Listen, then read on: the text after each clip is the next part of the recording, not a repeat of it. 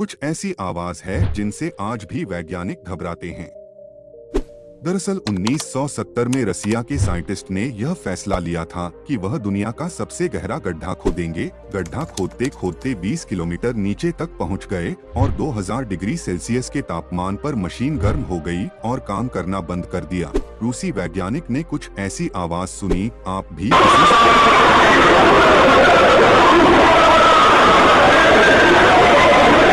साल 2003 में चीनी अंतरिक्ष यात्री यंगली जब पहली बार अंतरिक्ष में गए तो उन्होंने पृथ्वी पर आकर यह बताया कि उनको कुछ ऐसी आवाज आई कि कोई ऊपर से खटखट कर रहा हो। आवाज कुछ ऐसी थी कि कोई लोहे की बाल्टी को हथौड़े से ठोक रहा हो। आप भी सुने।